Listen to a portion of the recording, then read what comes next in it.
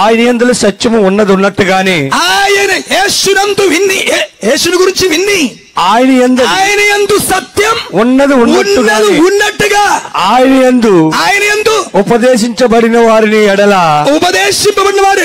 మీరు అలాగూ క్రీస్తుని నేర్చుకున్న వారు కారు. Praise the lord. నిజంగా మీరు క్రీస్తుని నేర్చుకున్నారా? ఆయన యందు సత్యం ఉన్నది ఉన్నట్టుగా మీరు నేర్చుకున్న వారైతే ఇలాగెట్లా ఉంటారు? ఏంటి ఆ సత్యం? కావున మునుపటి ప్రవర్తన విషయములోనైతే మోసకరమైన దురాశల వలన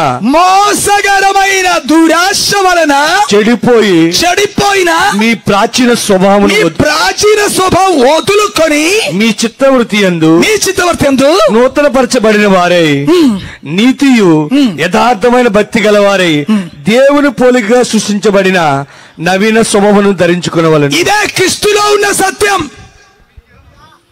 ప్రైజ్ ది లార్డ్. ఏమి విడిచిపెట్టాలి?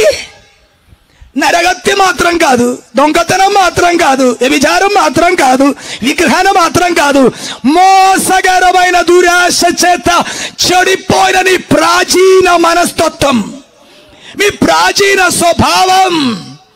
లోకం కావాలి, డబ్బు కావాలి, గొప్పతనం కావాలి, పదవి కావాలని నీ యొక్క దురాశ. Praise the Lord. ఇది కనబడేది కాదు, మీ లోపల ఉన్నది, మీ అంతరంగంలో ఉన్న ఈ ఆశలు మోసకరమైన దురాశ చేత చెడిపోయిన మీ ప్రాచీన స్వభావమును వదులుకోవాలి.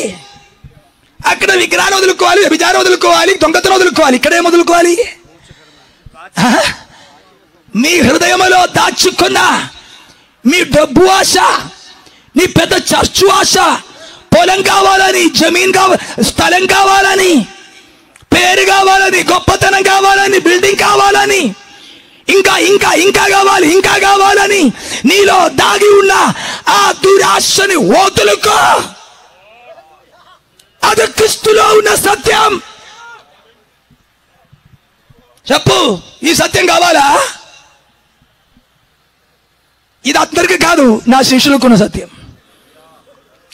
నా మాట ఎంత తెలిసిన వారైతే నిజంగా నాకు శిష్యులై ఉండి సత్యము ఆమె ఇది అందరికీ గ్రహించడు. మొట్టమొదటిగా ప్రభు దగ్గరికి రా. హల్లెలూయా, హల్లెలూయా. అప్పుడు నీకు ఈ సత్యం అర్థమవుతుంది. మీరు సత్యము గ్రహించదరు. దేవునికి స్తోత్రం కలుగును గాక. హల్లెలూయా. లేని వారికి